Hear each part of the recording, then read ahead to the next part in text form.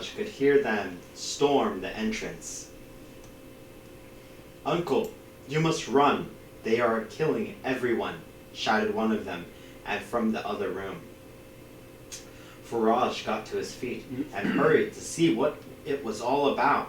His nephew, Baki, came into the room. Baki pointed accusingly at Herbert.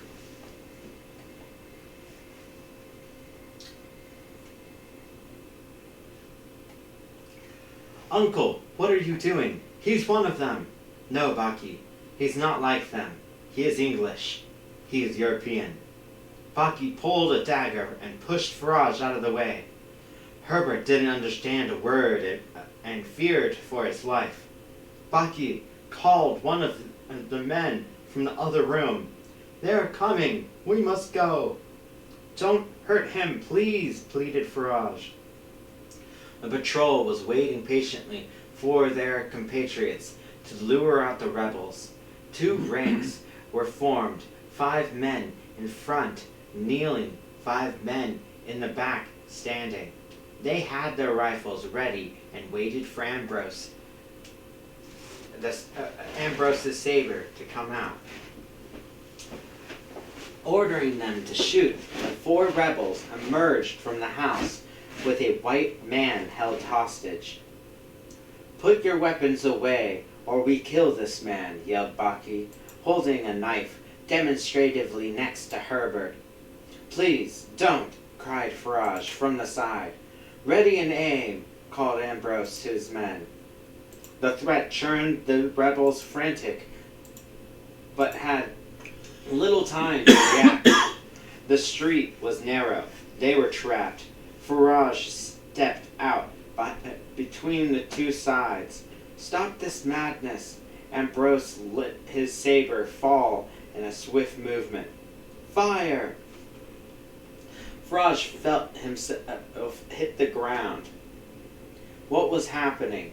Everything had gone silent. His eyes focused. Baki's lifeless body lay collapsed on the ground, just a few feet away. They had killed Baki. What a waste of life. He tried to look around to see the others, but he couldn't move his head. Had they all been killed? Faraj realized he wasn't feeling well, mostly because he didn't feel anything at all. He prayed that Herbert was safe. "Faraj, can you hear me?" "Yes, Herbert, I can hear you, my friend. Are you all right?" Herbert knew it was bad. He took Faraj's hand and held it close to his chest. "Herbert, you are unhurt," smiled Faraj, "saved by the color of your skin." Oh. Oof. Oh, gosh. Big oof. Herbert hung his head in shame. Mm. "Farewell, Faraj, my friend." Faraj exhaled. His head fell back on the ground. Herbert reached out to close his eyelids. One of the soldiers kicked Herbert. Herbert yelled, "Get out of here, stupid Englishman, before I shoot you. You just shot my friend." The soldier fired a warning shot. Herbert quickened and fled into narrow Kabash streets. He ran like never before, back to the hotel and safely to his luxurious hotel room. So it sounds like if you take away all their perceptions on this reality, right, and go straight into action mode of what possible actions you could commit, sounds like they could have all bowed down to the task force of military enforcers. Yeah. You bow down to them. You do the typical, like, in Asia, how they can do that type of bow. You just bend over. You do one of those things, and you greet them with a smile and be like, "Hello, and good day." And then you go on your hands and knees, and you ask them, "What may I do for you?" Yeah. If they would have done something like that, then all of a sudden, holy shit, that those officers would be less engaged to shoot. And at least if they are going to shoot, I mean, I don't know, honestly, I don't think they would shoot at that point. I mean, I know for a fact if I was one of the troops on this firing squad, I would hesitate. I'd be like, "Are you sure, sure, Commander? I really don't know if I should be shooting this guy who's This clearly." guy seems innocent. This guy is greeting me with a smile. You're telling me he's not innocent? Why? He bowed to I'm me, gonna need an greeting me explanation. with a smile, and then asked me what I should do An for explanation or a pay raise? Which one? it. Like, I want a pay raise, honestly. You're asking me to shoot what You're asking now? me to do what? This is obviously Either against my moral explain code. or give I me need more a pay money. raise. That's when What the Steven hell? asked for a raise. You're making me go against my moral code in my job? Yeah, I want a pay raise immediately. Right. And then I'll Exactly. keep doing it. Oh, shit. Feels bad, man. Anyways, so, yeah, that's basically what happened in their moment. It wasn't because of racism at all. It was just because, like, the soldiers were looking for rebels, and that guy was, obviously you can tell from their actions racism plays a big part in their social construct. Did you notice that? This meaning, of course that guy's gonna assume the other guy is a traitor amongst them because the social construct suggested that even the pedestrians knew that there was a traitor in the midst. Hmm. And the soldiers were looking for a traitor, and so that guy was like, he pulled his dagger out like a traitor would.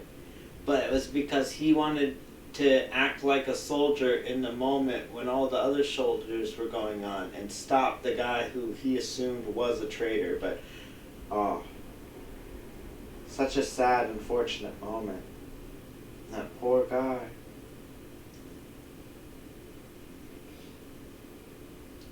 Herbert sat with his assistant Daniel in the hotel restaurant. Daniel noticed that Herbert was quiet, and he was quiet this evening, but thought little after that. He picked up the week-old London Times and began to read. It was the same articles he had read the day before. "I think I'll be churning in. Good night, Professor." Herbert mumbled and made a small gesture with his hand. Daniel left and went upstairs. Ambrose came up to the lit table and dropped the map in front of Herbert. He sat down in Daniel's seat and took a sip from his drink. Herbert didn't know what to think. He quickly reached for the map. Before he could collect it, Ambrose tossed a stone into the map. The gilded table below resonated with a clang. Herbert looked around with slight panic and then down on the map and the star-shaped stone. "What is that?" asked Herbert. "That is my question," he answered dryly. "You are lucky there are so few Brits in Algeria, Professor." "What do you want?" "I want to know what it is, and why is there a picture of the stone on the back of your map?" Herbert was speechless. He really didn't know much. Tin Henan, was that it? He didn't believe that. There was more. It was what Tin Henan might have been. Where she came from, where she went. "I understand," said Ambrose. "You wouldn't want to tell me. We are not exactly best friends.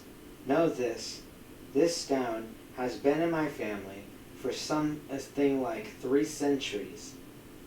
Ever since the siege of Calaris. Whoa. It has fueled the men in my family with great spirit, but also madness. You know, inspiration to the point of obsession. I never really thought, or never really brought into the whole thing, but I must admit, seeing you with this fills me with a sense of purpose and closure. Are you giving me this? Herbert was dumbfounded. I am not doing you a favor in this. This is for my father and my father's father, and so on. It is on you now. Good luck. Herbert and the expedition left the next morning, heading off into the Algerian desert. He would never forget the pain of losing Farage or the strange meeting with the French officer, the map constantly reminding him of the sacrifices made and the stone determination lasting centuries. With the blessings of a king. It was in the year of our Lord, 1558, when John Henan Weir entered the liberated city of Claris. In the very north of France, many men with various historic languages have claimed that Weir was responsible for the successful occupation, but little evidence has ever presented to support such high claims. For all we know, his presence during the important period of Claris history is nothing but circumstantial. What is known, without doubt, is that the city had been reconquered by France, and Queen Mary of England would mourn the loss of Claris until her death later that year. It was early morning, and the sun flooded the city with bright orange light. Weir's horse trotted down the muddy cobblestone streets. It was evident that the city had seen battle, not because of the ruined horses or the tattered banners hanging limp from the city's walls. It was something in the air, as if the tension city life creates had been washed away by a storm and left a great void behind. Weir stopped and pulled back his hood, revealing his rugged face. He looked wary and always did. It was something he couldn't escape. It had nothing to do with his physique and everything to do with the things he studied. He carried an awful amount of truth on his shoulders, and he wished he could put it down just for a moment. He looked at his map and back up at the skyline. The watchtower at Place d'Armes rose above the commerce district to the west, and great cathedral the English had built was just up ahead. He was close according to his sources. Salute! 3 French soldiers on horseback further down the street demanded his attention. The short salutations was itself friendly. It was the way it was said which worried him. He waited for the men to approach. "Greetings," he said in German. The 3 men seemed taken aback by the choice of the language and chortled. Weir noticed that one of the men's uniforms was slightly more decorated than the others. Quickly, it became apparent that he was the leader of the patrol. "Are you lost, Inlander?" asked the captain. "So it seems, but not in the way you think." "This is occupied grounds," he yelled, not pleasant with the enigmatic answer. Weir tried to weigh the situation. He didn't want to risk involving more innocent people, but it seemed like he would have to give in a little. He reached into his sandal-bag. The soldier quickly unsheathed their swords. Weir produced a scroll and unfolded it. I have a right to be here, he proclaimed. The captain remained skeptical, but guided his horse forward and picked up the letter. He read it carefully, not to miss anything which would give him the upper hand. As the letter ended, he was left without leverage. The insignia of Henry II, his king, stared back at him. He mumbled a different language, frustrated. I mean, have you looked around yet for the church the letter mentions? I just arrived. I haven't had. He gets interrupted. The captain speaks another language, interrupting him. We will make sure you find it. Thank you. It won't be necessary. If you would just let me.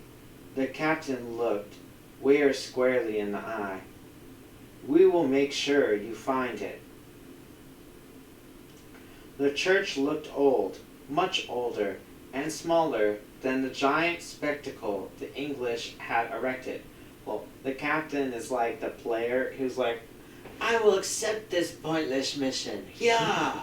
And then the computer player in reality is just like, I was trying to do this mission alone. Right. Player doesn't care. Player has acquired new mission.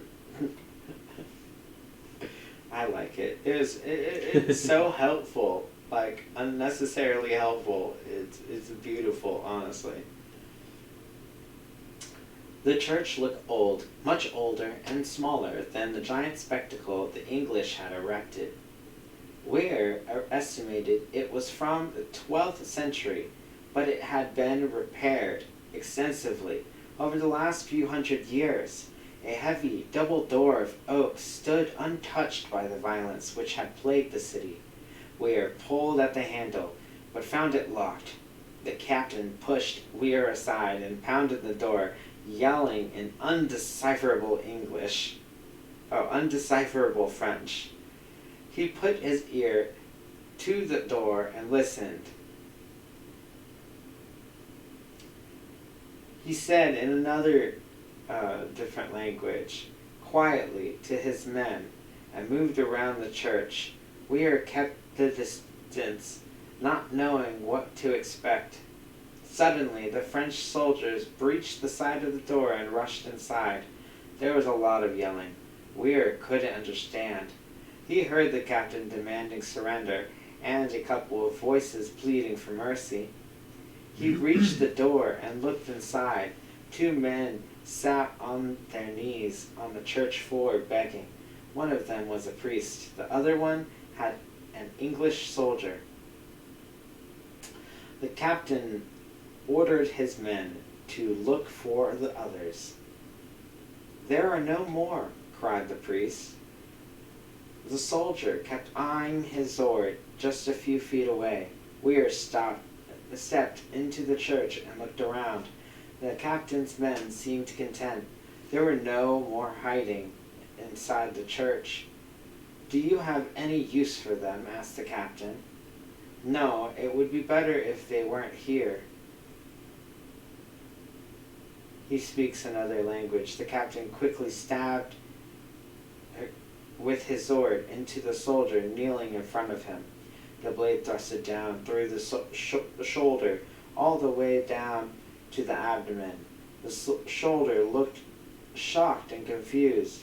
As the captain pulled out his sword, the Englishman collapsed on the ground. Weir held his breath as he stared at the dying man. No matter how many strange things Weir witnessed, he never found anything so abhorrent as the acts of common man. The spontaneous cruelty, and that is not common man, okay? That's called a man who's sent out on a damn mission by his head captain, the captain's captain, okay? And that comes from another individual, and there are a small group of individuals controlling these fucking wars, and and using the people for the people, for other people, for them, so then they can have these wars, and the mass majority of the people don't even want to deal with these wars. In fact, these wars cause issues in their day-to-day freaking life. Yep. Either way, so it's not the common man. It's just man. It's a uncommon man allowing himself to be manipulated by a force involved in a war that he should have never been involved in. It's like giving aliens technology they're not ready for. They're doing war, they're not ready for the technology of assistance. But I don't know. It's awkward as well too, because it's not like you don't want to save lives as well. So the whole thing is a big old stress wrinkle waiting to happen.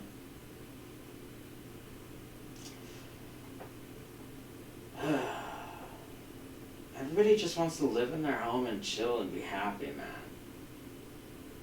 It's really what they want to do. Yeah, they want to connect, that's what explore. I want. Live in my home, chill, They and be want to happy. go to distant Peace. land. They want to go to distant lands that are also in peace and explore distant locations, gathering upon information from lost civilizations that their civilization had no idea about, only to go back and spread the word about these civilizations and grant further knowledge and connection through all the masses. That's what they want to also do. You know, Yeah, that sounds fun. there's a lot of cool things that the public wants to do peacefully. You know, that all war's going to do is end those fun things, and then also cause people to have lifetimes that are just completely useless because it was spent warring and giving them absolutely zero experience. Yep. In something a little bigger, honestly. It's dragging the mind along with the body to the point where the mind doesn't get any sustenance and the body gets all the nourishment it could ever need, but somehow can't find it to be enough. I mean, I'm not saying there aren't soldiers. I hope there's soldiers out there that are genuinely in love with their position and genuinely feeling enough where they are. I really hope there are, because at least they are still getting the blessing that they deserve. Yeah. It's one thing if you're okay with it. It's another thing if you're just like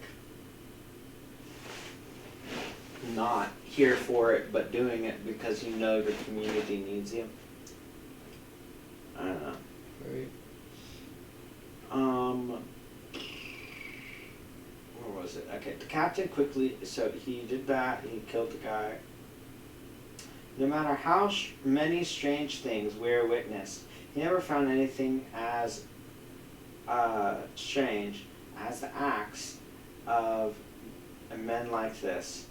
The spontaneous cruelty and indifference when making life-altering decisions for others was incomprehensible to him.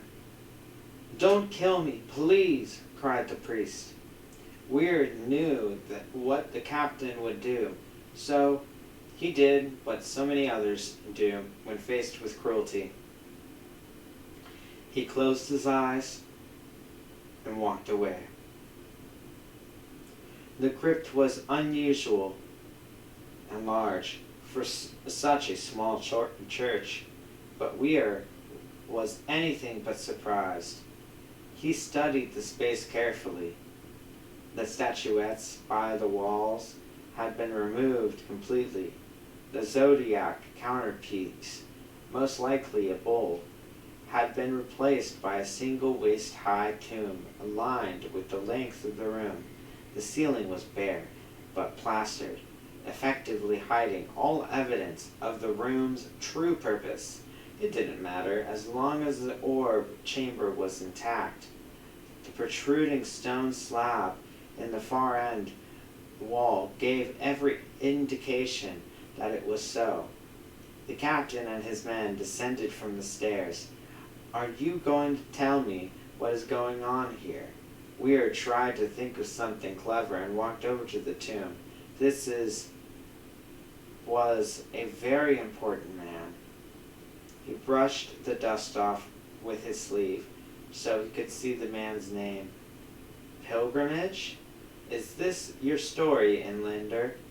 The captain came closer.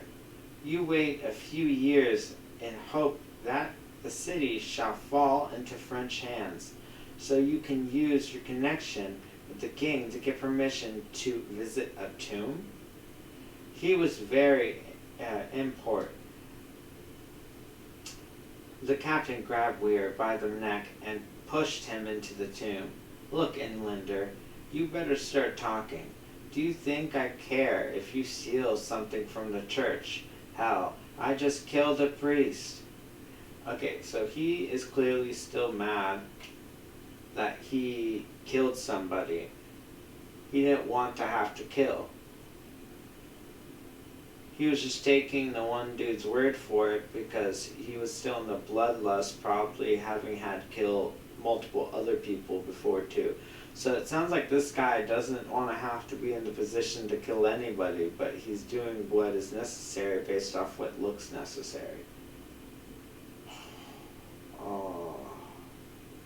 Lambs to the slaughter of consequence, both emotionally and mentally and all physically.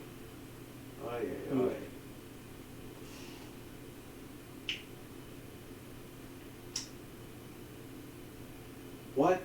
What do you want? Gasped Weir.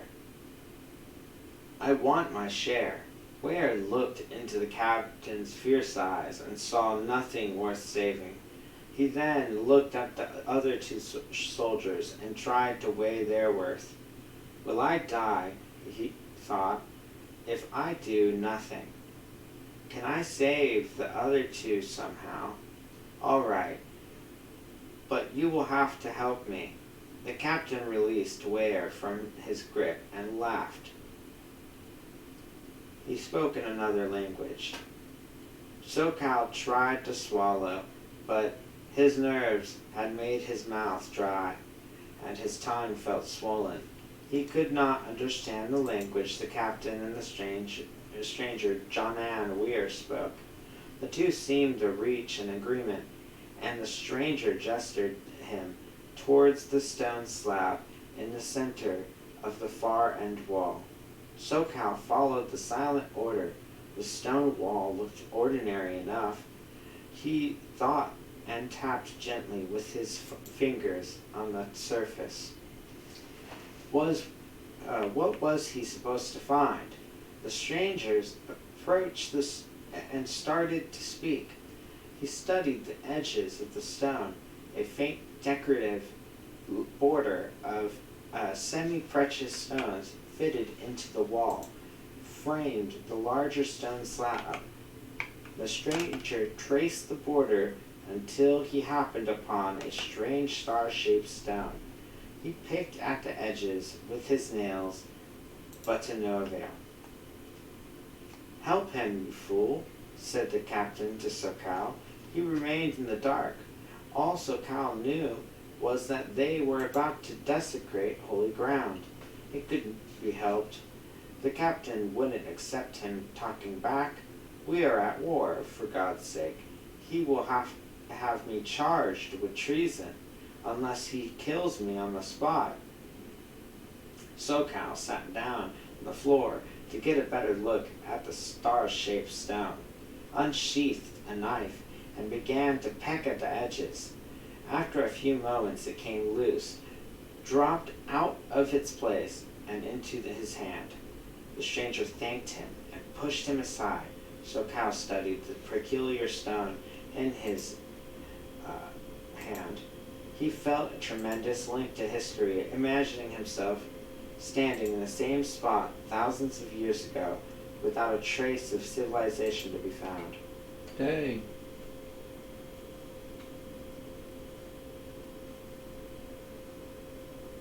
That is ridiculous. And this is when we smoke. I like the whole artwork pictures. They're like, oh, there's sustenance right now. Yeah, those are pretty good.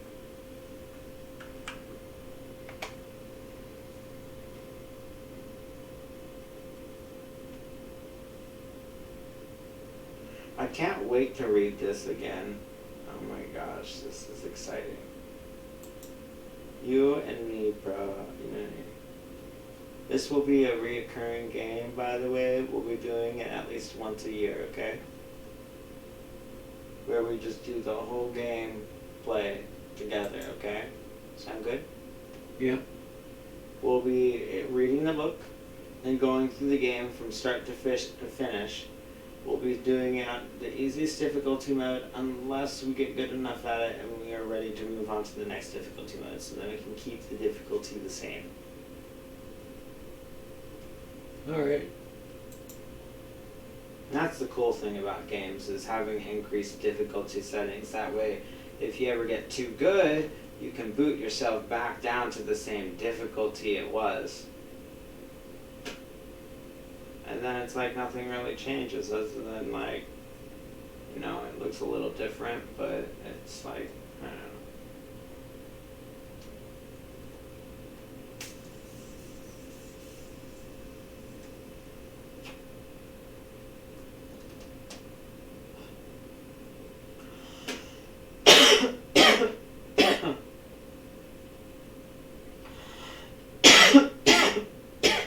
Notice anything?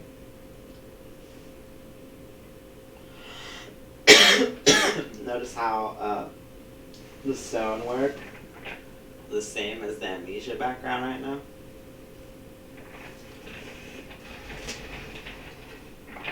Whoa, it is.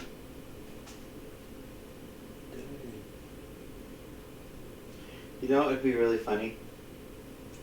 We ended up rebirthing in a reincarnation. I highly suggest you rip out a chapter, you make it lost, like lost chapter item, okay, right? Yeah. And then you're like, hey, Steven, I got this random book for you I found. And then I'll be like, it's missing a chapter. And then when I ask you for the last chapter, that's when you introduce this new game to me, Amnesia, The Dark Descent. And you're like, hey, Steven, I can't let you open this game until you read the rest of the book. And I'm having a feeling the book ends right where the story of Amnesia begins. What do you think? When you played this game, did you read the book first? No, I don't think I have the book. Honestly, I will say I really, really wanted to experience more of the game without reading the book first. However, it was so good. Like, the experience I had rolling down that tunnel was good enough. I was like, woot. Woot. This is gonna be a fun time. I also enjoyed the fact that, like, the beginning was cutscene, but then it led into the game, and by the time I realized I was in game, my character was standing still and idle for 20 seconds.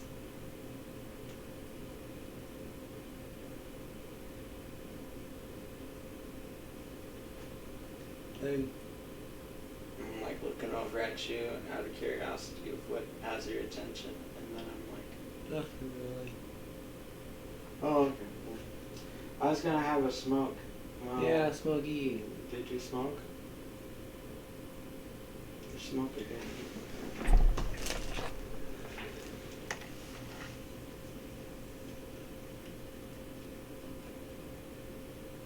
Because we have 22 pages left, and we're on page 32.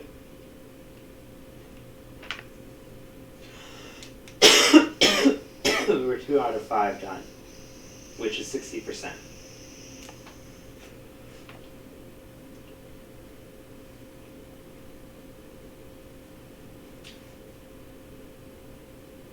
I remember in another life being like wishing this to be on this as well, but then like this is good enough, and I know I already experienced that.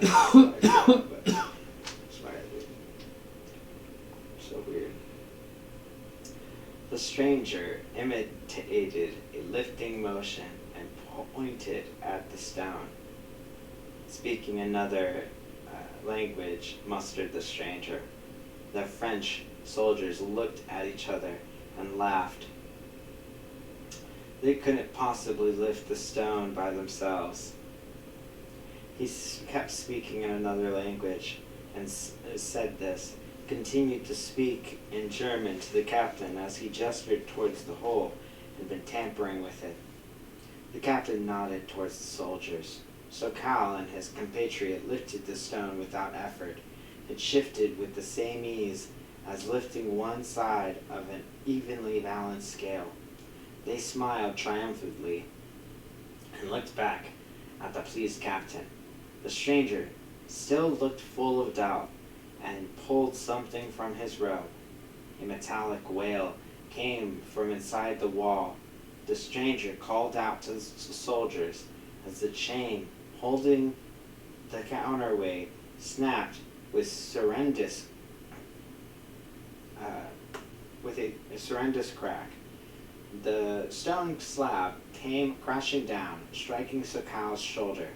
He fell to the ground, almost passing out from the pain.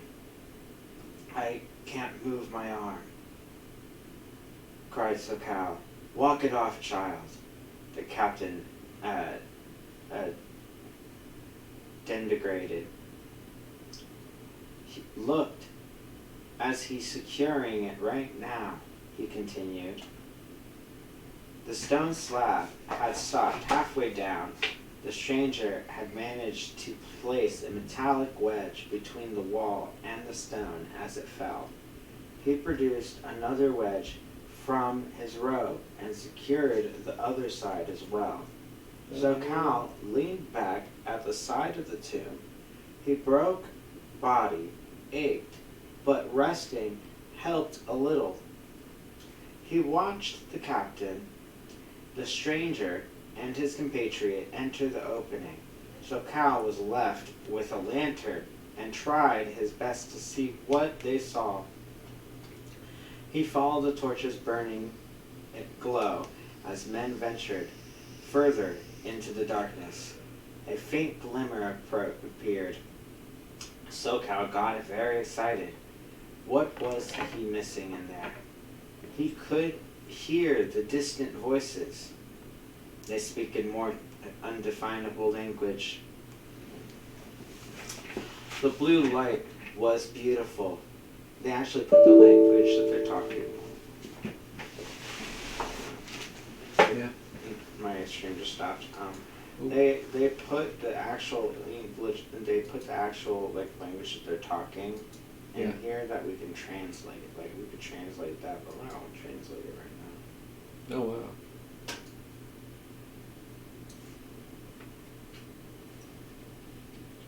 Stream stopped during read, so this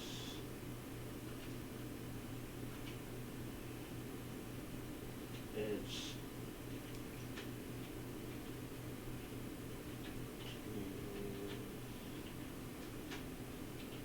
no.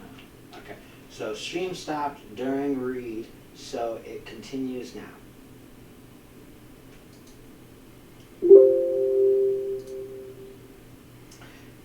Alright, time to continue with this read. Okay, so a faint glimmer appeared, so Cal got excited.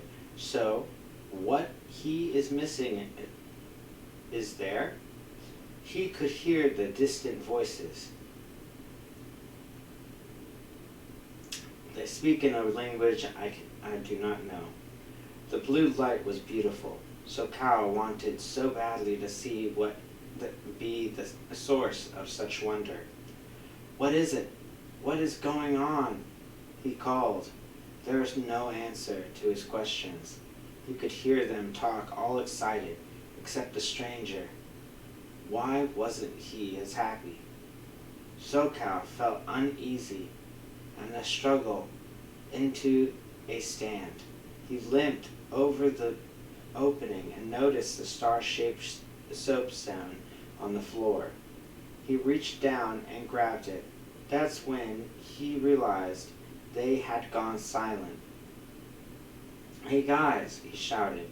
The room exploded in blue light and a torrent of sound. Sokal saw the captain holding an orb in his hands. It pushed violently with light. They were all smiling, except for the stranger. The stranger remained at the side, making strange signs with his hands. Sorcery? The orb forced a tempest of light and sound into the chamber. The light was rich, burgundy, and the sound was like the lament, or like the lament of an old forgotten god. They all cried out in a maddening chant. The light took form of a bloating and pulsating mass, which dug into the flesh, where the stranger pulled the orb from the captain's hands and stormed off towards the entrance. Sokal had tears running down his cheeks. He couldn't control himself. In fear, he watched his friends disappear in the brooding abomination. Weir came into the crypt and pulled out the first wedge. The second one was seemingly impossible to move. It was fixed to the architecture and simply wouldn't let go. The thing inside grew and pushed towards the entrance. Weir screamed in frustration as the wedge wouldn't release. Sokal unsheathed his sword and pushed Weir to the ground. He swung the sword around and struck the last wedge with a massive blow. The wedge shattered and the stone slab slammed into the floor, sealing off the chamber. Sokal fell to his knees, exhausted. He looked at Weir, pleading with his tear-drenched eyes. "Why would you show us this?" "I am sorry." "He speaks another language," said Weir. Sokal cried, still clenching the sword in one good hand. Weir picked up the legendary orb lying next to the star-shaped soapstone, headed up the stairs, and stepped out into the recovering city of Caleres.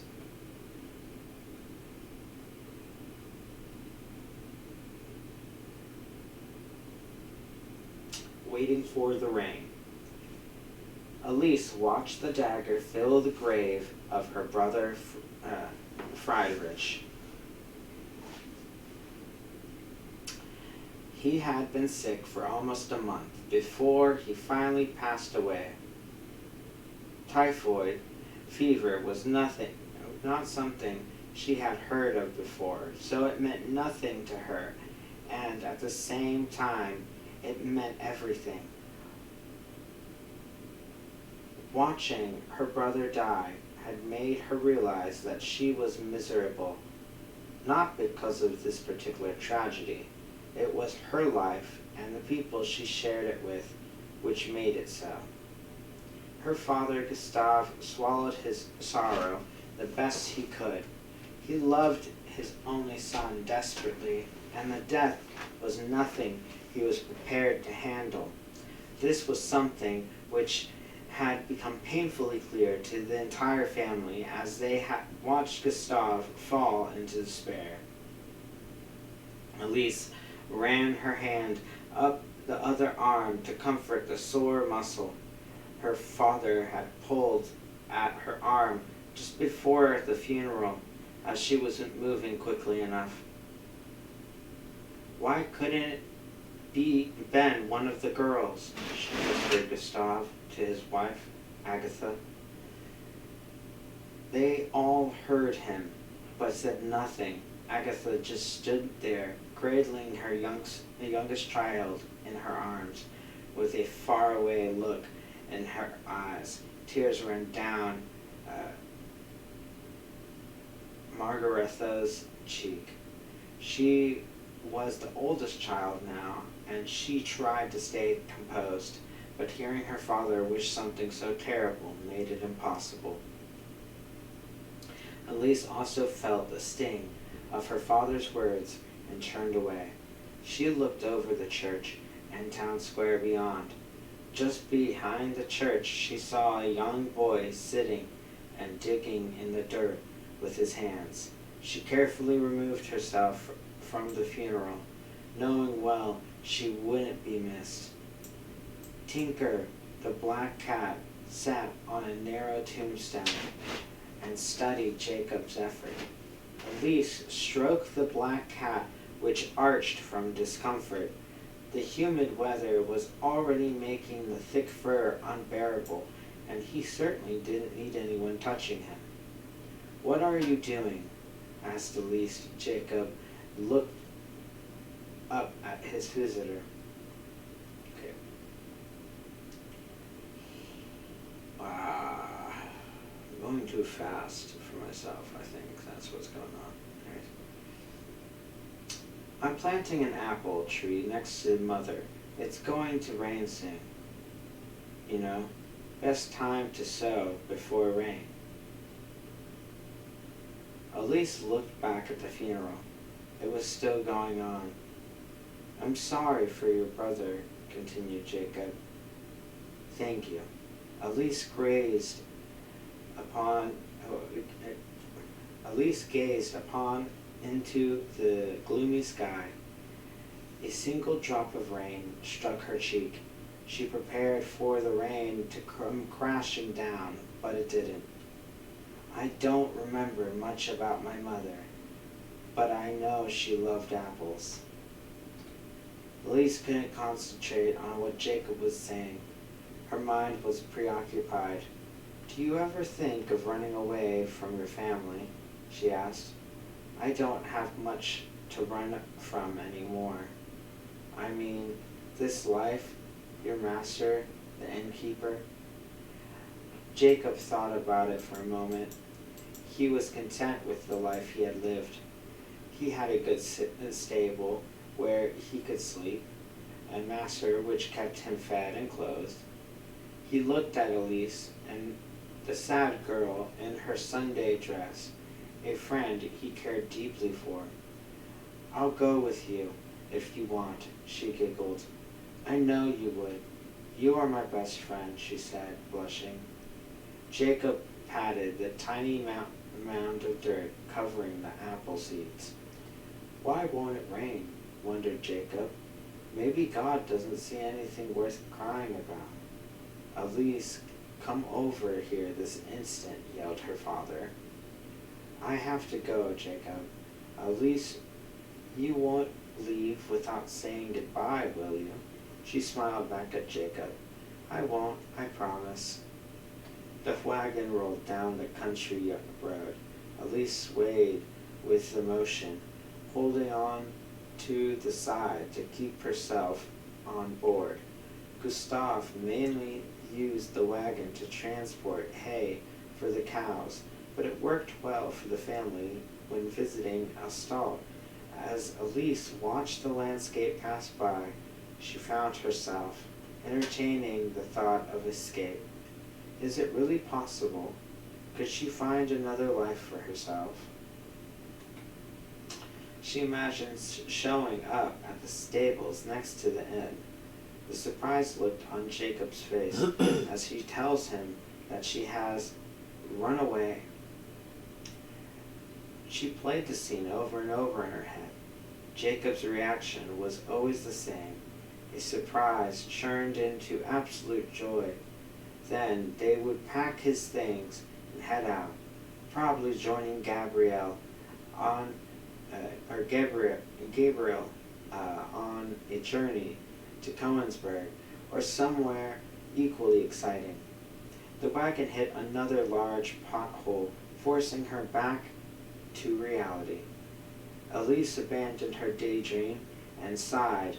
Up ahead, she could see her home, Gustave Zimmermann's farm. Gustave overturned the dining table in a swift movement. Utensils and plates scattered all over the floor.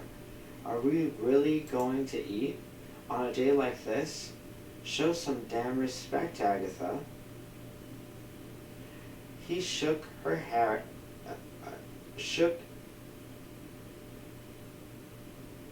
he shook her hard and pushed her into the floor. "You make me sick, all of you." Agatha and her girls kept still, stiffened with fear. Her baby crying in the crib, Gustave pulled at his hair. not knowing what to do with himself, and stormed out. Margaretha helped her mother up on her feet. Mother, I have thought about it. I will marry Emmanuel. After all, I think it would help out with the money. Agatha kissed Margatha on the forehead. I knew you would come to your senses. You are a good girl. Something I wish all my girls would be, she said while eyeing Elise. Elise walked across the yard, climbed the fence to the pasture, zigzagged between the cows, and continued towards the great oak. Wow, just think though, marriage was like that back then, dude. Sheesh. It's terrifying. Right. I'd be doomed. I would be doomed. Unwrapped it and revealed several pieces of burned wood. A button carrying, like, I'd rather be alone than to accept a fate like that, okay? Like, I honestly, I don't know though. No. I'm really trying hard to be devoted to you, Ember. I hope you know that. Yeah. Like, I want to try hard even if I accomplish. I just want to keep trying and see how far I can get, because you're amazing, and I think you're worth total devotion.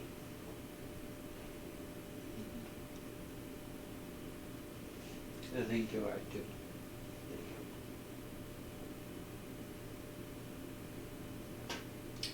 Elise reached into the hall. Okay, wait. So, okay. The cows never did go all the way up to the trunk of the tree. As she as the ground was covered in knotty nuts. Okay, fine. Shush. Oh, slow down. As the cows never did go all the way up the trunk of the tree, as the ground was covered in knotty roots. She used to do a bit of climbing when she was younger, but now it had become a place for hiding the things which mattered most. Elise reached into the hollow trunk and pulled out a bundle, unwrapped it, and revealed several pieces of burnt wood, a button carrying decorative insignia, and a broken flintlock pistol. They were all things she had found around Father's land, and she used to look at them and pretend they belonged to her.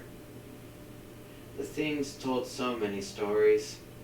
Sometimes she was the soldier helping a young maiden from a burning house.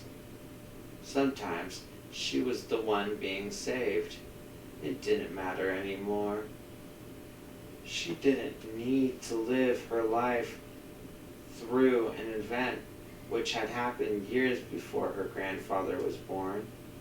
She was going to have her own life now, realizing she no longer needed the things she wrapped in the bundle and put it back into the hollow tree trunk. Elise had started to prepare her escape. She had packed clothes in an empty potato sack and was waiting for the right opportunity to fetch provisions in the kitchen. She paced up and down the yard, trying to get an idea of where the family members and 2 farmhands were. It was very important that no one knew about her plan, because they would stop her and punish her. Gustav was behind the house chopping wood. She could hear it echo across the farm. The 2 farmhands were loading pails of fresh milk into the root cellar. Her older sister pumped water from the well. I'm just like over here thinking about being on a farm and walking anywhere on it and hearing the sound of chopping log. Right? And it just gives me a level of nostalgia that I've never had the pleasure of dealing with in this life. No. And that's kind of like how I know, Yeah. which is pretty cool.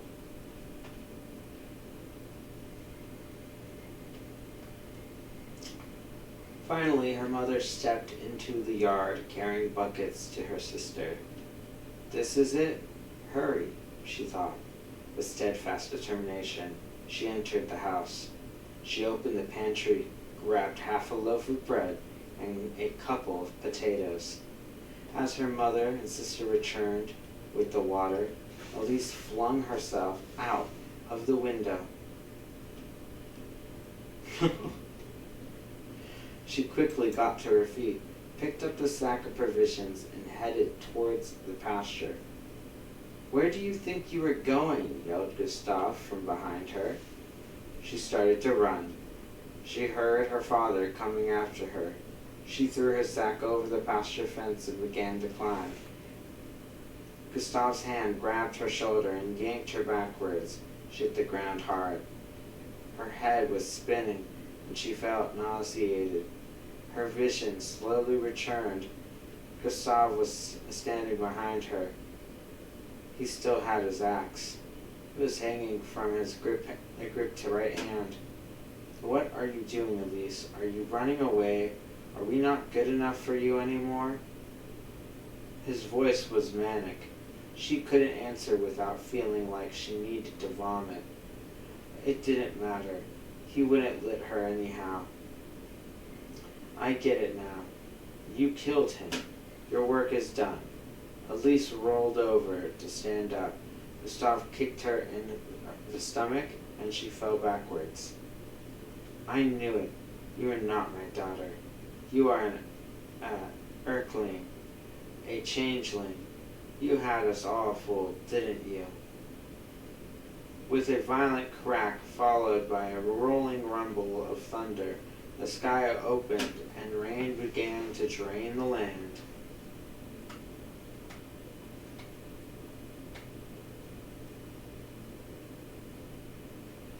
Here's another picture.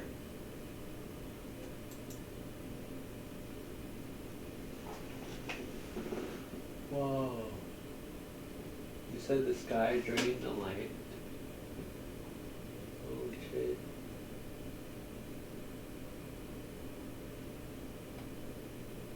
Wow.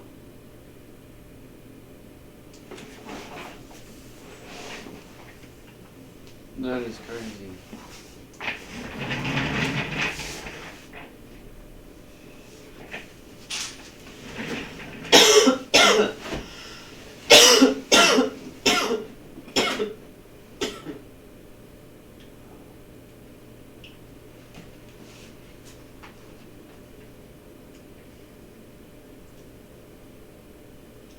We're on page 42 of 54. Fighters. Bonkers. I'm sorry. I'm super stoned right now. Oh, yeah. I don't like getting super stoned or reading this book with me. Yeah. I didn't expect it to take on multiple different people scenarios, but I kind of like it. Which is also pretty scary, but I like it. Yeah. Elise struggled to get to her feet, while heavy drops of rain smothered her. Gustave, her father, pushed his foot down on her throat. Please, Dad, cried Elise with her last breath. I will purge your wicked soul from this body, declared Gustave, raising his axe. As he looked down into his helpless daughter's eyes, he felt his madness slowly escape him. What am I doing? He thought.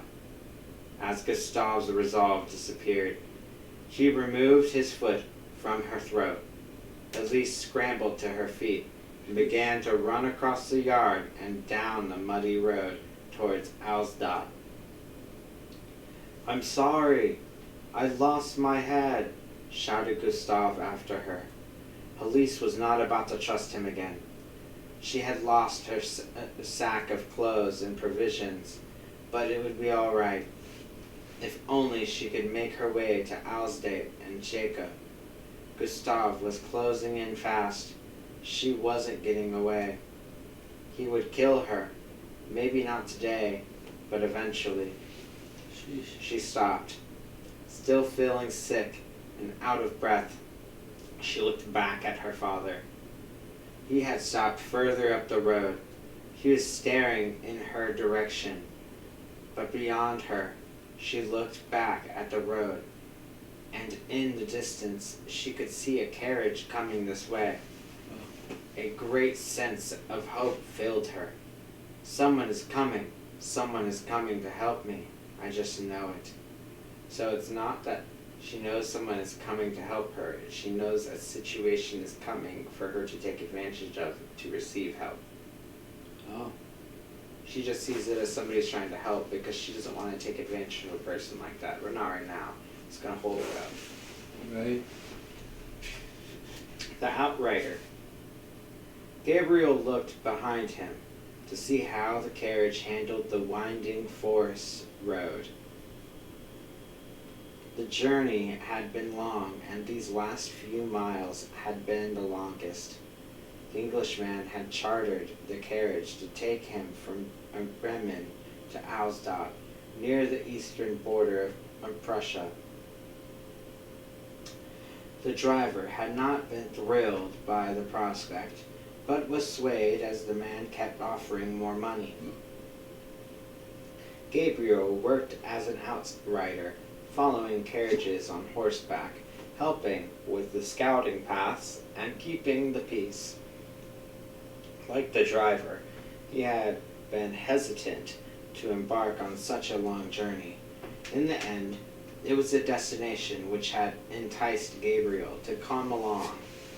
Out of all towns, the Englishman had chosen Gabriel's hometown, a small hamlet known as Alsdate.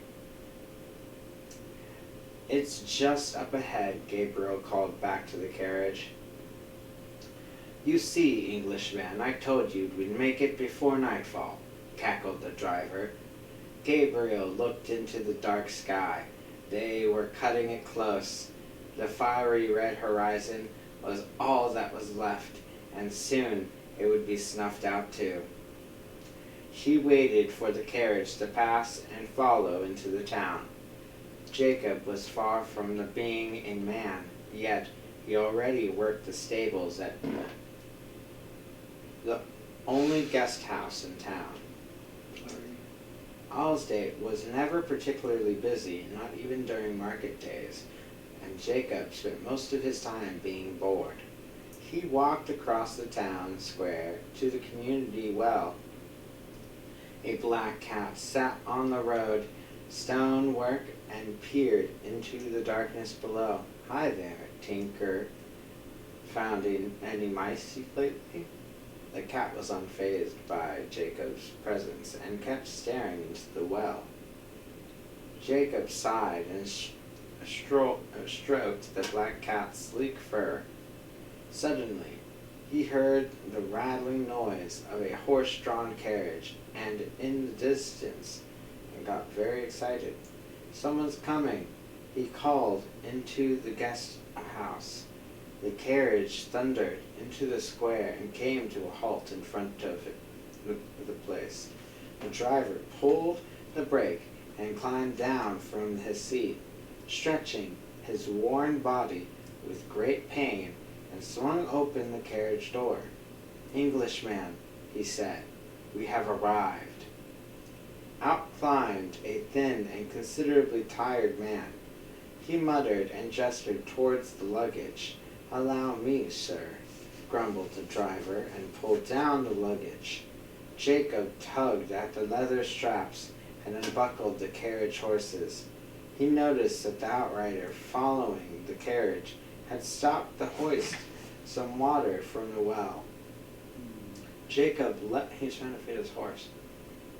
Jacob left the horses and walked over the lone rider. Gabriel, is it really you? Good to see you again, Jacob. I was beginning to think you'd never return. It's been well over a year. The innkeeper came out to greet the Englishman and to make sure everything was in order. Feeling his master's eyes on him, Jacob sprang into action and hurried off with the horses towards the stable. Come inside, you have something to drink and eat, said the innkeeper. You too, Gabriel. The light of day had passed and Jacob was finally done. Exhausted, he sat down on the ground in front of the entrance, and it had been a good day. After all, tomorrow was going to be even better. Drivers, outriders, and not to mention visitors, always had the best stories. When they had rested, he was going to hear them all. Tinker, the black cat, passed by in front of him. Hey, Tinker, come over here. Come over here, Tinker. Black Cat glanced at Jacob and continued on his way towards the church. You're no fun. Gabriel stepped out of the guest house and sat down next to Jacob. What are you still doing up? The horses. They take time, answered Jacob. Here, take Gabriel, and handed him an apple. Thank you. You know, we don't get this kind of apple around here. The only ones we have are tough and sour. Hey, You should plant the seeds after you've eaten them. Oh, you should plant the seeds after you've eaten it then. Jacob looked at it for a moment, smiled, and pocketed it. Maybe I will.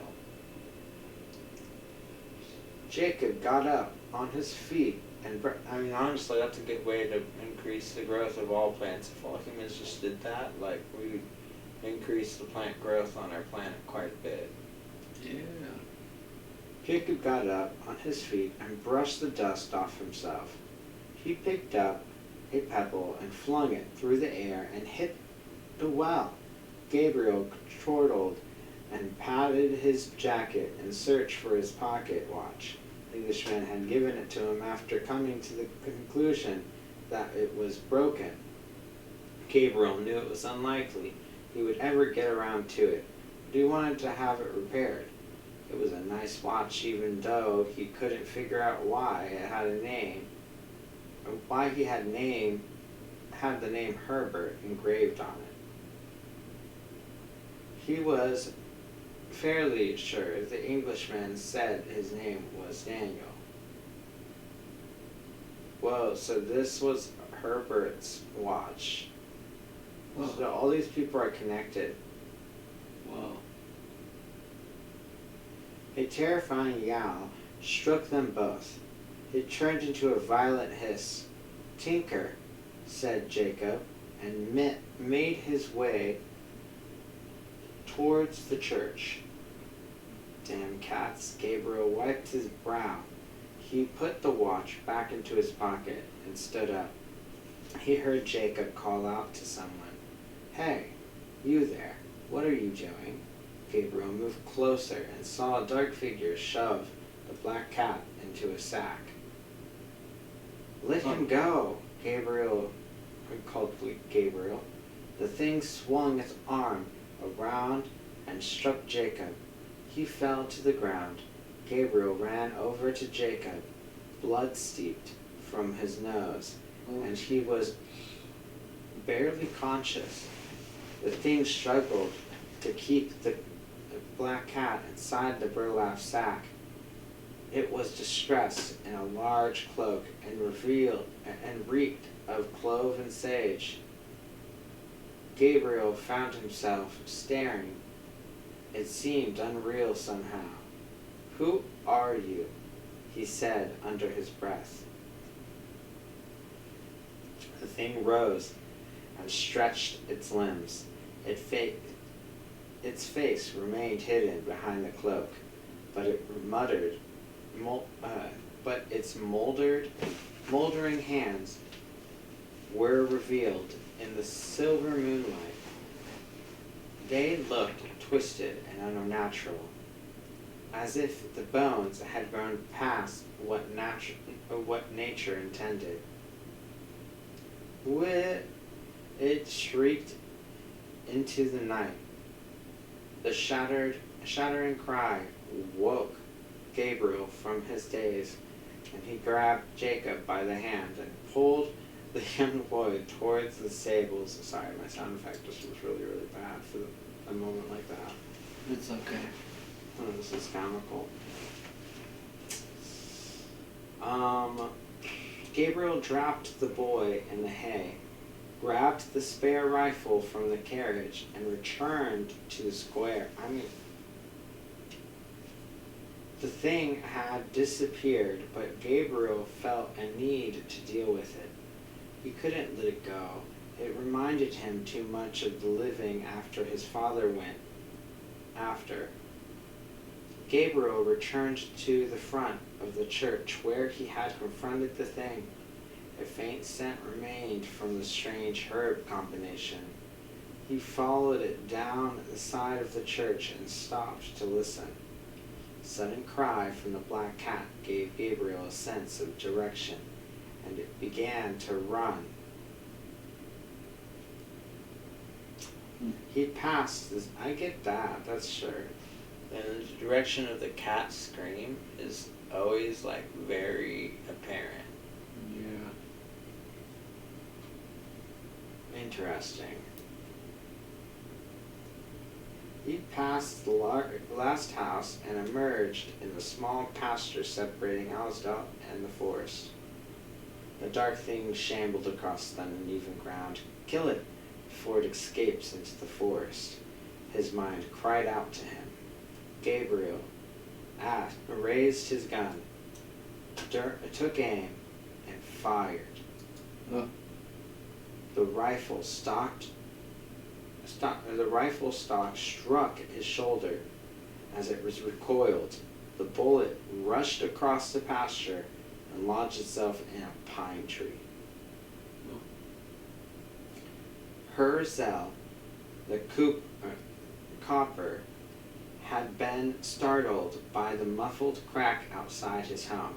He picked up a lantern and stepped outside. A man stood in the pasture with a rifle at his hand. What is going on out here? Gabriel turned to face the startled townsman. What could he say? He reasoned. Tell him that a monster from his past had revealed itself? It's a thing, isn't it? Shuddered Zell. Gabriel exhaled, relieved, and looked back at the forest. It only comes at night. It's one of them lost souls. They come for the animals. They collect them.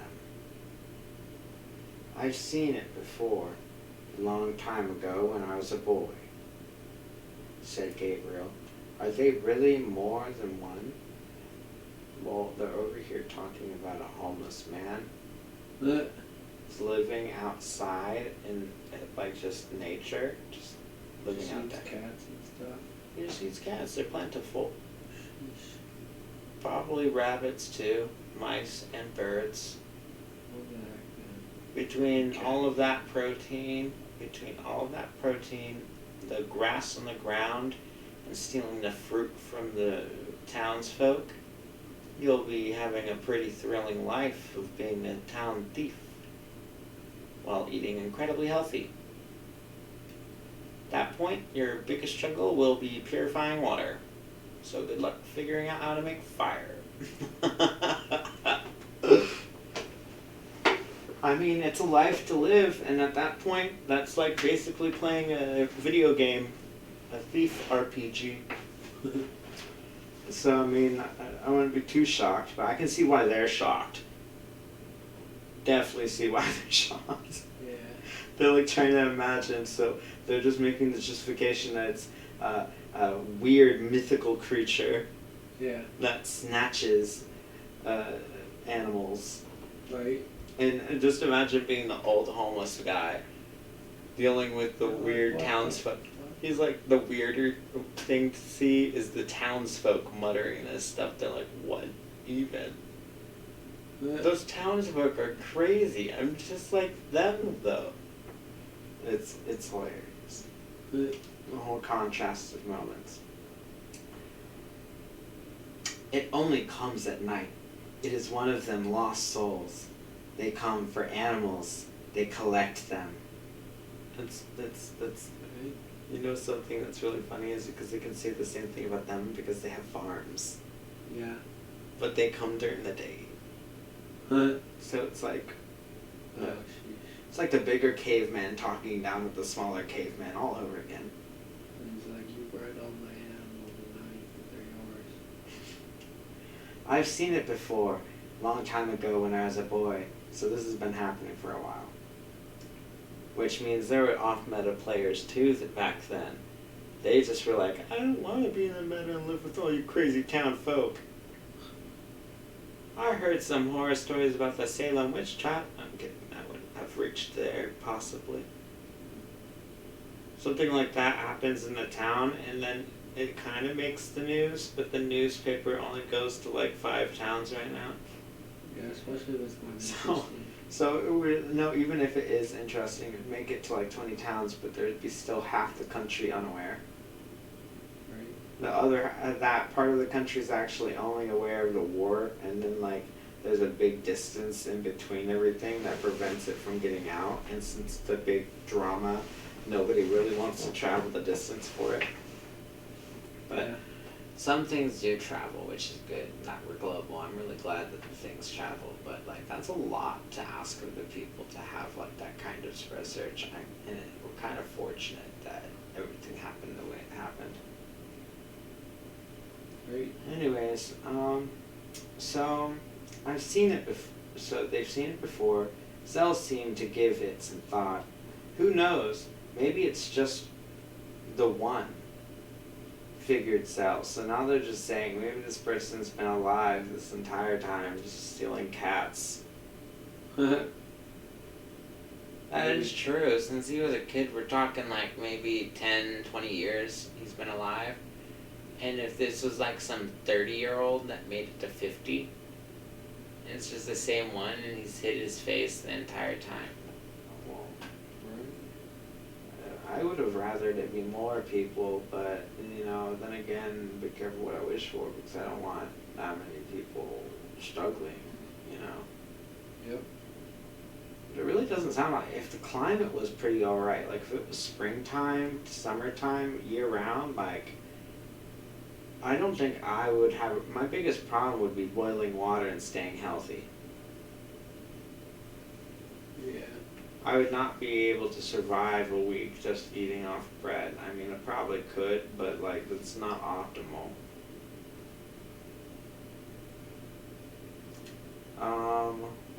Honestly, if you think about it, the only thing you really do need to remember each lifetime is having the optimal diet.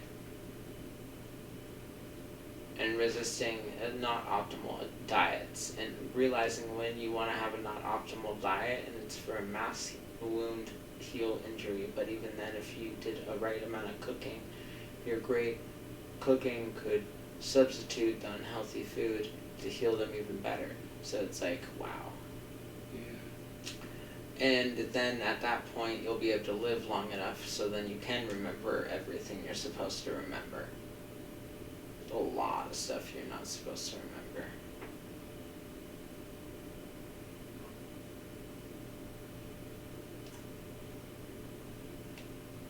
But that's my biggest thing that I'm worried about is forgetting.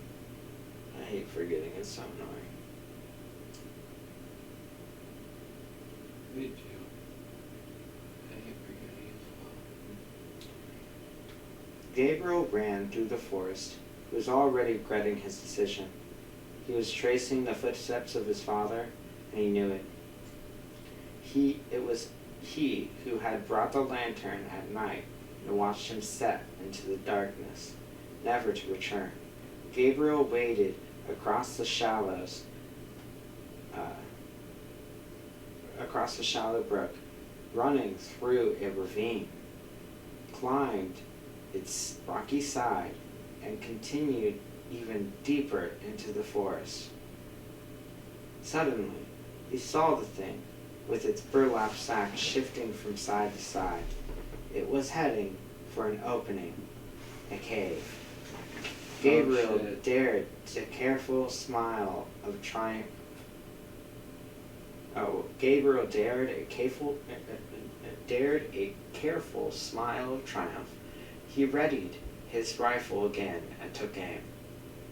The shot echoed through the sleeping forest. The thing arched backward in pain and dropped the burlap sack. Tinker, the black cat, tumbled out of the sack and leapt to safety up a nearby tree.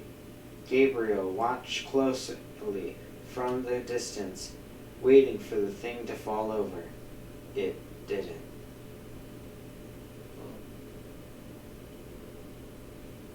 Time to smoke.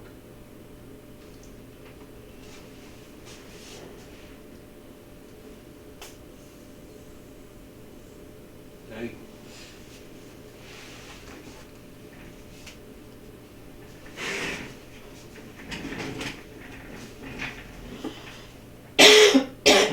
Lol, us reading The Dark Descent together at night. As we're descending into the darkness. Right. In fact, no, I'm gonna take 8 hits right now. Come on, take 8 hits. Come here. 8. Yeah, right now. We're both getting. Can we use your card for it? Yes, Okay. 100%. Wait. Also, did you know you're cute and cuddly and wuggly and cute and wuggly and muggly and buggly? Yeah. I don't even want to say words right now. I just want to say something that feels fun on my vocal cords while also like appreciating you. Here's your smile. Your smile makes it hard to smile. I love you. Oh, I love you too. Here.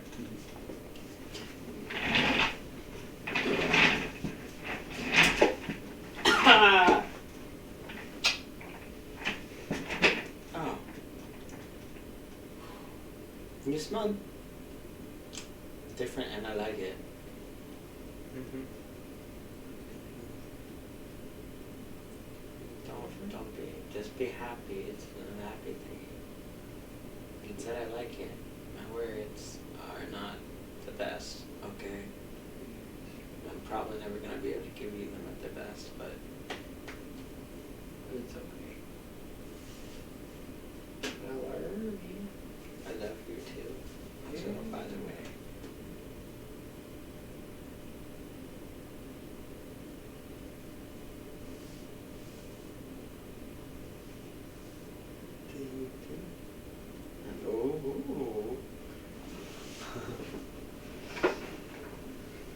I really like their artwork and their style of how they did this game. Yeah. I really thought you were going to be too scared to play this game with me. Knowing that you played it as a kid gives me more reassurance, and I feel like this book reading is helping you carry on. It will help you carry on overall. You'll be like, oh yes, I made it to the book for this. I have to complete the game with you. I have to hold the broom. You gotta hold. Play through the game until I can stop holding the broom.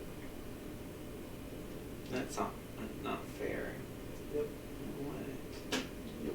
I have to hold the broom for the time being. I am starting over a new game, so you don't need to hold the broom on the file that we use together. But then the file that you use by yourself can be the broom file. The next time you play the broom file will be on your PC. Look, he's almost done. He's not almost done. No, I It's meant just the the loopies. first component. I have associative dysfunction disorder. If you put too many things on my list, I'm going to want to back out, click escape, alt F4, I don't know, even restart PC, dude. Anything to get me out. That's how it works. My brain is like, pick up hemp cream. I can do that and do that forever. Perfectly. It will be fine. Yay. Yes? Okay? But if you're like, pick up hand cream, pick up this, pick up this, pick up this, pick up that, pick up that, pick up that. My brain is hurting now. Oh. And it just wants to be like, okay, do nothing. Okay, go do something else. Yeah. Say nothing.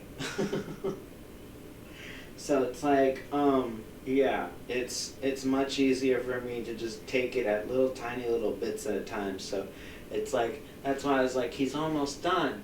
Because it's like, that was my little bit. He's like, oh yes, he did this fun step. That's a little tiny bit. That function is all done. Now we can take our time and appreciate the problem. Okay, well, this is, yeah. Pretty much. And then you would find the next steps. So his next step is whatever he's trying to do, which is obviously trying to mount this thing. So, and then that would become the next small step. So I have to constantly keep myself unaware of the end goal in order to keep going. If I know about the end goal while I'm continuing to go, I'm a freaking find it incredibly hard to keep going while thinking about it. Yep. So I took one hit. You need to take one hit.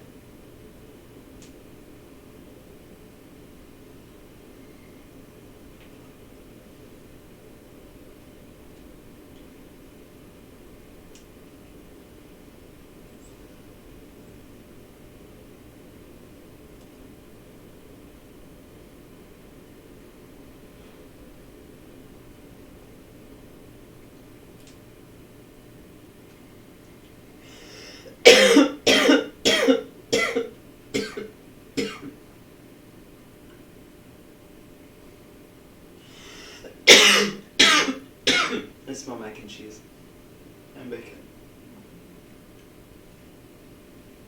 No, it's just bread. I know it's nothing.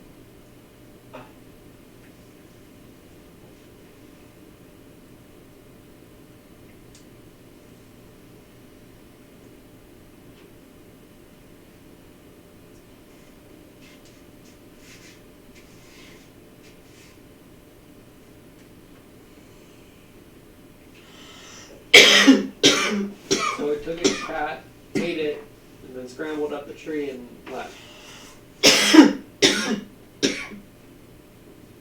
It took its cat. Okay, so basically, dude says something at cute, adorable cat that he wants to pet. Your cat is like, I know I'm sexy. Stands there looking pretty the whole time, not changing its demeanor. Yeah. Human is like, walks over to cat, starts petting its back like it should. Yeah. Then cat's like, oh yeah, I know. And then human's like, oh shit, distraction, squirrel, runs off. Then cat playfully follows them around at a distance. Humans zone out. They don't realize it anymore. They're distracted in the conversation or whatever they're doing. Then, strange man, looking for prey, stalks cat. As humans relocate and roam to a new location, cat follows from behind stupidly, not attaching at that moment. That's when the cat should have attached like Yumi and just jumped in the human's arms and lovingly. Yeah. Okay? However, cat didn't. Cat needs to keep its distance because cat, from centuries of multitudes of generations, it has developed a sense of its surroundings in terms of, hey, we can't fully trust humans yet. They're too intelligent for their own good. They might use us for evil, or there might be some issues where they kill us. So of course cat's going to be a little uneasy about involving itself in that culture because of the lack of the good culture it could have been since it was born. You know? And so it's at a distance right now. Then human grabs it, okay, puts it in a bag, runs off.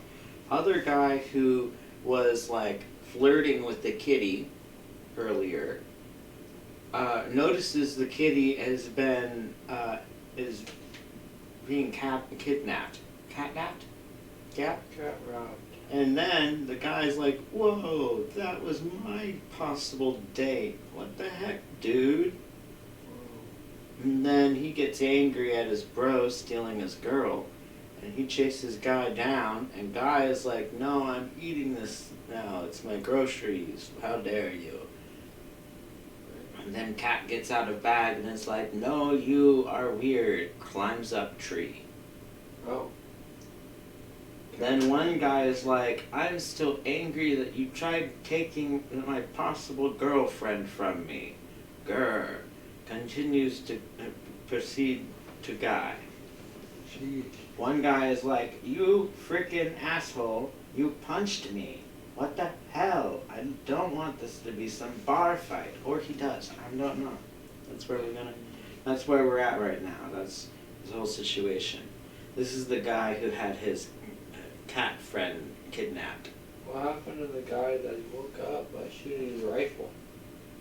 Where's he No, at? that's a sleeping forest. That guy is every possible creature that's in the forest that was harmed by the noise of the gun.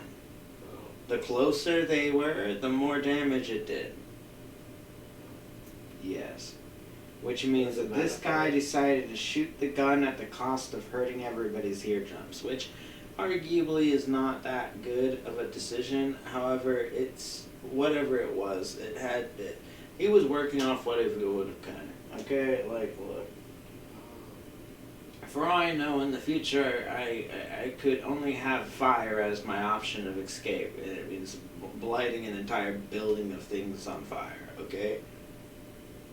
If I had to do it, and it was my only means, and everything made sense in my moment, I would kind of have to do it, you know? But I doubt that would happen because I would never get myself in a situation like that, you know? I'm very escapist, but maybe, I don't know, I'm not about to fucking author a fucking possible story that might end up being a plummet into darkness, you know? No. Either way. But yeah, no. Some of these people are just in bad circumstances where they're forced into a situation like that. Like, that guy obviously was trying to stand up for the cat and be helpful and nice. I'm glad that behavior transcended into humanity. And the reason why is because it is such a humane thing to do good unto others because you care about their well-being, and your well-being is in a state where he doesn't have to worry about some man plunging out of the woods, throw him in a sack and run off with him. Yeah. You know, so he's like, "Oh, well, that shouldn't be happening to you either," and that's so nice. That's the kind of that should be signified as master behavior. Okay, just saying. That should be signified as it. And if not, it should be made to be signified as that, because that's what it should be an example of. Because literally, the masters should only be masters if they're helping others. And loving others. And being there for them. Because, like, that's the true master I feel like everybody wants. Wouldn't it be nice and lovely to just, hey, in the morning you woke up, you want to go outside. Why? Because all the birds, they walk up and ask you for a head pat. They're like good friends with you. If not, they just walk next to you and they follow you. Or hey, maybe it's another type of animal. And then boom, as you go into town, there's people and they're like, hey, I have extra food here. Or they're like, hey, what's up? Or they give you good news. Or you just see other people talking and chatting and chilling. Or sometimes you get a wave and that's it. It's always like that. Chilling. And if you go out in the woods, you might be able to find a perfect silent location that nobody could ever possibly reach you at, and then you're just left there chilling. And it's a good silent community like that too. And then you just would be chill all the freaking time. It'd be so beautiful. Everywhere you go, everybody would want to help out, and everybody would work together, and it would all be perfect and happy and yay.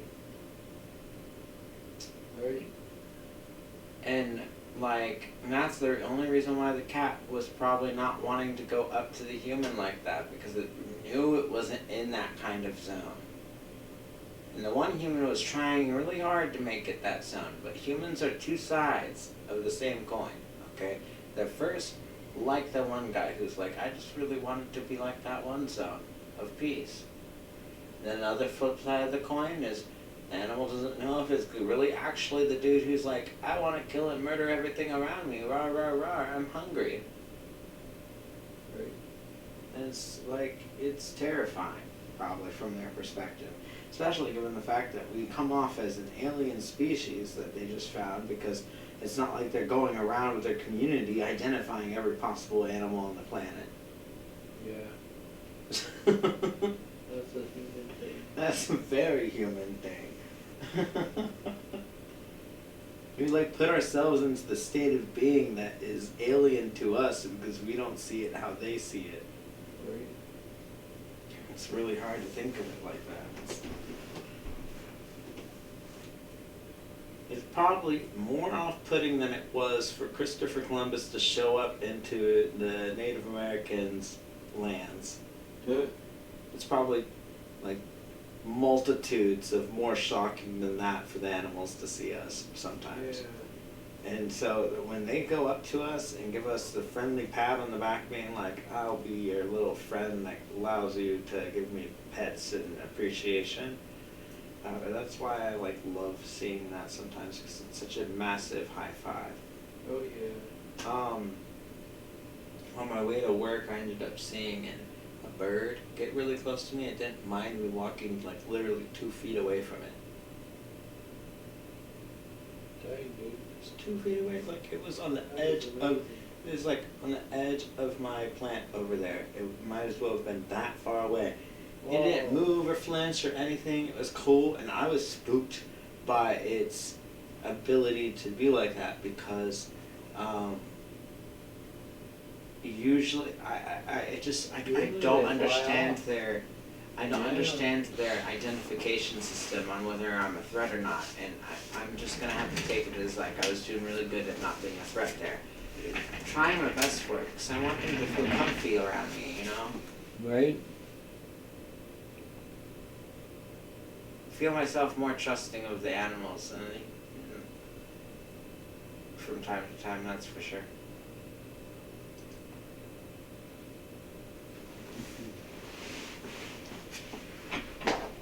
Ah, I'm so coiny. It's like a coin, like how the coin has two sides and stuff, and like polar opposites. But You're fine, Steven. no, I'm coiny. You're corny. I'm coiny. Corny, baby.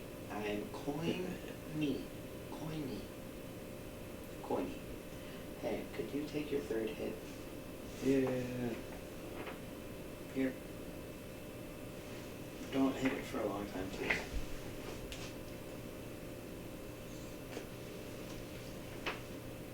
Okay.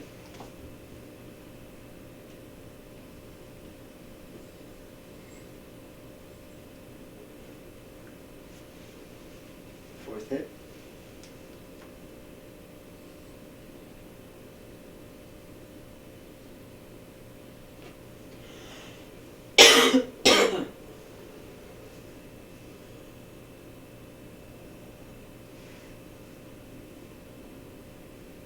There's a car out there.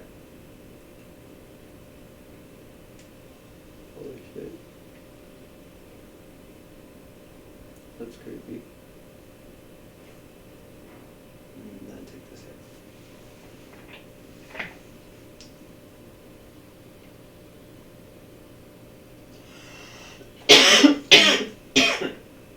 I found it kind of delightful because it connected itself more to daytime, as it should, considering the only thing that separates us between day and night is people's sleep schedules and whether or not we can get the light of a star. Yeah.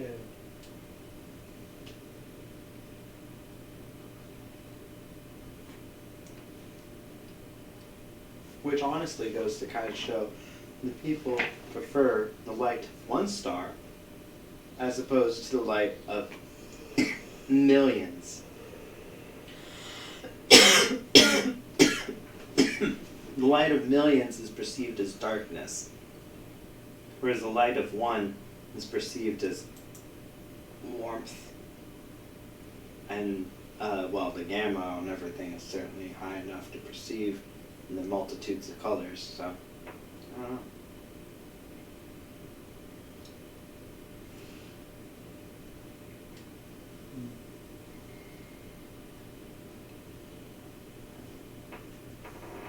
All right, that's Saturn.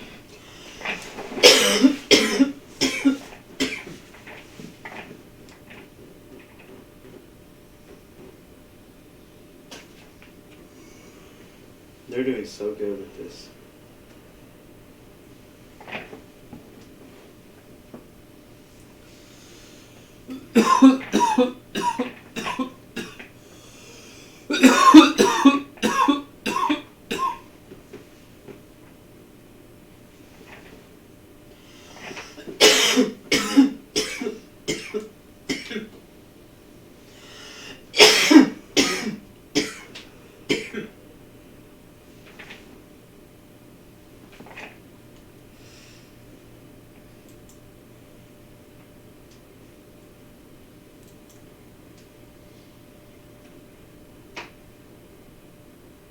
Puff, puff, and then give it back to me.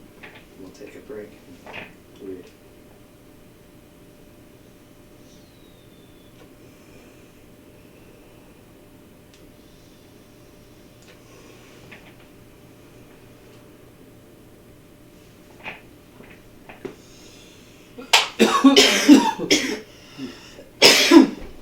Shit.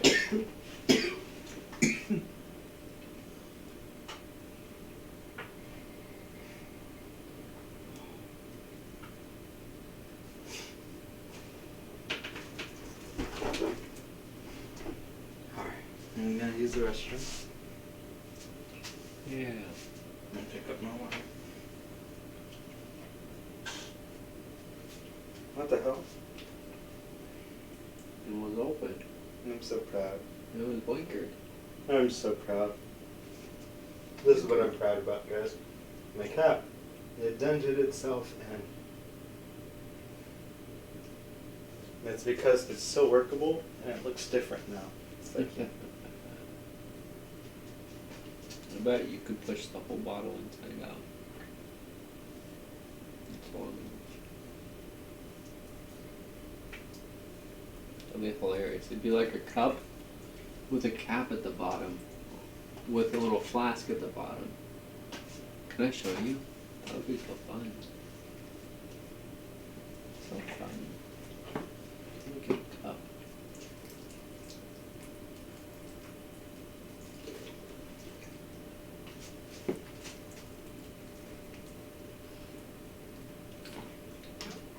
I can tell that one's drinking based off how the others are taking the water. Look at this. This has 7 seeds in it. Over 7 seeds, both of them. But they're still seeds. So I showed that to Plant Blog today. you see how these ones are moist here still?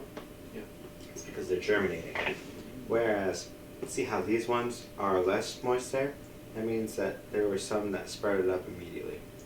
They're absorbing the water. Or I didn't water as much as this one. Either way, I should probably add a little extra then. There's holes in the bottom of the grocery bags, so the water can leak through, but I put it 2-ply because I messed up with the first bag. Then this one has 4 plants in the center, so it makes sense why it's not soaking up the water. Well, why the soil isn't soggy, like, at all, because of those beautiful community of plants there. And then the singular onion is the first one that's all alone. It's all alone in its own little zone. And it too is absorbing the water quite fast. In fact, I buried it so I would not see any of the white part. And this little guy has grown up to be like, you cannot hide me. And now it's like white part is all above the soil. I'm like, sheesh. I tried patting it on its head, and I noticed from even just one touch that it was definitely firm in its root system. Oh wow. Oh yes. Heck yeah. Let's go. Wonder why it's so short. It should be tall enough to grow some peppers. I'm just kidding. It's getting there, man. It's getting there. Look, you cannot expect I anything was from the expecting- community that works together. And it's because the community that works together is both nothing and everything all at the same time. Okay? So, whatever it gives is what it gives, and we need to let go of everything else that it may not live up to. And that is the best part that anyone could possibly offer as to when speculating about a community. And it's so hard to even bear that truth. Right.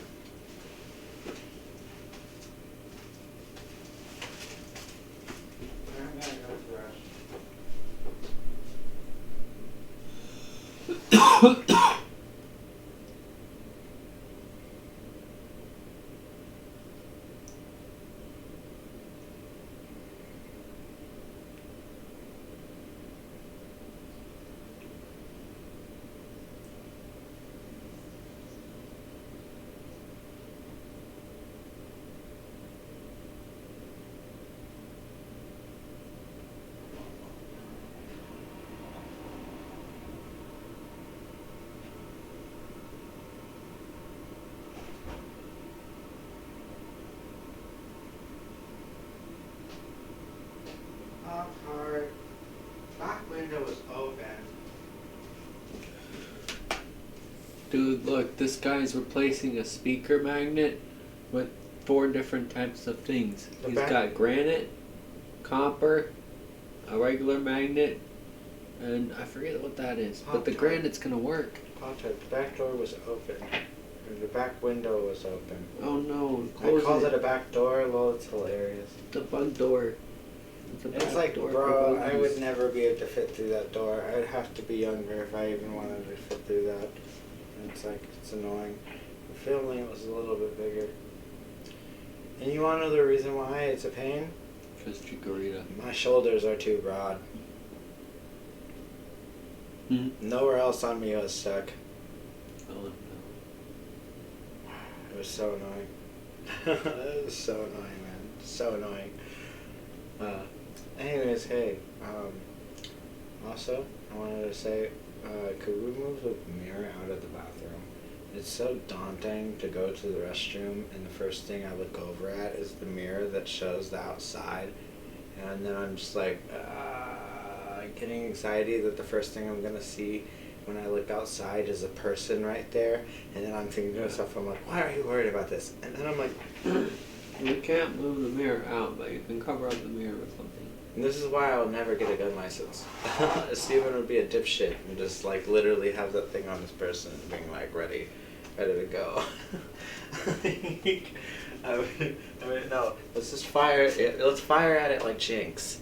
You can cover it. You just get a machine gun and you fire at it and you rain bullets in that direction. No, that's how Cinnabon fire at things. You rain bullets until it lands, and if it doesn't stop raining bullets, we need a different gun.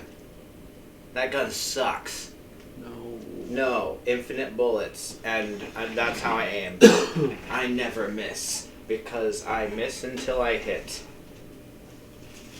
I just won't stop. I can't stop. Because I'm trying to hit here right now. Okay, that doesn't mean you stop. That means you keep missing until you hit, and if you don't hit, that means that you're not done yet. And if that means you never stop, then we have reached infinity. Congratulations. Right?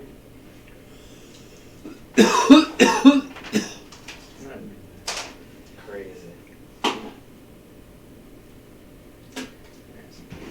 Okay.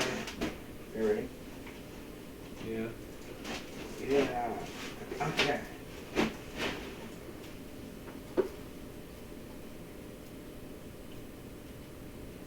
let's see here. Okay, so he's Dude, just look shot those things. Yeah, what did you say?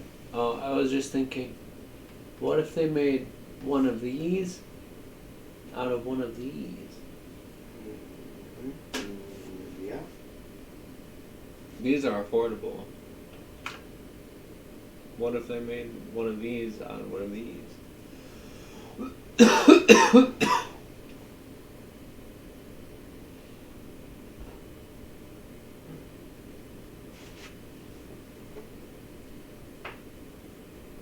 Instead, the thing shambled into the cave.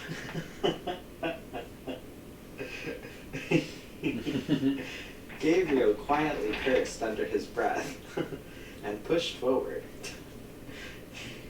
He was shaking from fear and cold water, which had soaked his legs as he had crossed the brook. He tried to control his... I was about to say, he tried to close his eyes. He tried to control his breathing, but he couldn't, and the air stuttered in and out of him. As he came closer, he noticed that the cave was glowing. Whatever the thing it had lit up the cave with fire. He glanced at Tinker, perched on a branch above him. The black cat seemed to peer into his soul, urging him to take vengeance. Oh, that's the communication. Staring into your soul means you guys are besties right now. You understand each other, that you are on the same side. And this guy was trying to do something you both disagree with. And Gabriel's like, I understand you, buddy. You want this guy to go down because I want this guy to go down because he shouldn't be trying to take you down like that because this is what would happen if we all were in the know right off the bat like he was. We would have taken him down. And that's the whole thing that's wrong with all of it, is neither of us should be taking any of us down. Because all it is a bunch of violence now. And everyone's wrong. Anyways, by either way, he wanted vengeance. Where is the vengeance? Where are you, vengeance? I can't find the word. Okay, yes. The black cat seemed to peer into his soul, urging him to take vengeance. Gabriel peeked inside. The wounded thing picked up a torch from a metal holder fixed to the cavern wall.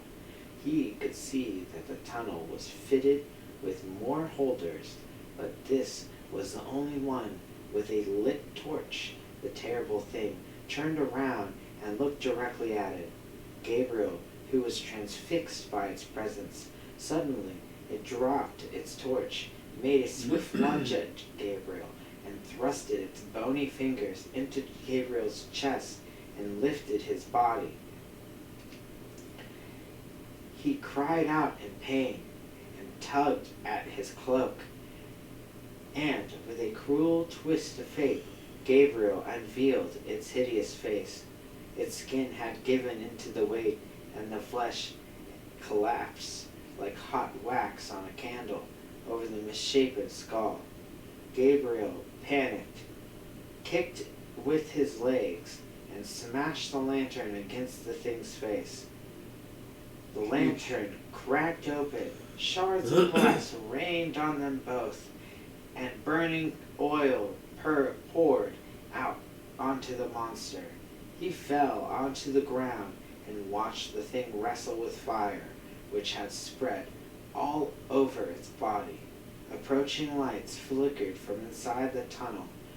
There were more of them. I can't even read right now. Gabriel let out a desperate scream. I hope I get that right. Okay. Gabriel let out a desperate scream. I'm trying to say what I was saying. Scrambled out of the cave and ran as fast as his wounds would let him. He fled through the dark forest, making his way back to Islesdale. As he reached the brook, he stopped and felt the madness within him burn his senses. He stumbled into the water and submerged himself. No! No, dude, it's a medieval water. You could get a tapeworm. Yeah. Run! Run! Oh, God. Suck it up, Buttercup. It's burnt now. The weird ass buggles aren't gonna latch onto your wounds yet because it's charred flesh. It's burnt carbon. It will give them cancer. They won't bite that shit. But if you're walking into the water, it's cleaning it, and then the bugs are, oh, only in a peaceful world, dude, maybe, and the bugs might be nice and help actually promote your health. That'd be cool. Imagine in a peace world, and like you could go into a water, and then the bugs and organisms do mutualism, and they do munch you a little bit, but it's just so that they can use their salivas and healing agents to heal you back to normal health. You like walk out of the water, and like the leeches just fall off, and you're completely unscathed. Wouldn't that be cool? You'd be okay with that? You'd be like, oh, I love leeches. They help me heal. The last one that's just still hanging on would be the cutest part about them, because now they're getting on you because they want to help you heal. It's not because they're trying to like leave a weird like hickey on you. Right. Wow, this is so intense, man. Okay. So he reached a brook. He stopped and felt madness within him. It burned his senses, so he's feeling his wounds right now. He's getting overwhelmed. He stumbled into the water and submerged himself. The cold water calmed him. He drifted face down in the water, letting the gentle stream pull at his body. I can end it all, he thought. If I stay like this, it will all go away. Is this what Father had done? Maybe he wasn't killed by that thing. Maybe he witnessed the horror, ran away, and killed himself. He turned himself over and continued to float on his back. Orion, the hunter, ruled the starry night sky above him. Gabriel refused to join his father and pulled himself up out of the dark, cold water. Epilogue. Today, I planted an apple tree. Okay, well, so this is a diary entry. Diary entry from Jacob. Today, I planted an apple tree by Mother's grave. It was nice. Quite a day, but it started to rain in the afternoon. I met Elise. She was there with her family, burying that mean brother of hers. Hopefully things will be better for her now. Otherwise, it was an ordinary day. Gabriel got the watch going, but it still doesn't work very well. He calls the watch Herbert, since it says so on the lid. It makes me sad to think that Gabriel will be leaving soon. He said he will wait for the Englishman to come down from Brennensburg and then take him back west. I hope the Englishman enjoys himself so much that he never leaves the castle. Jacob's diary.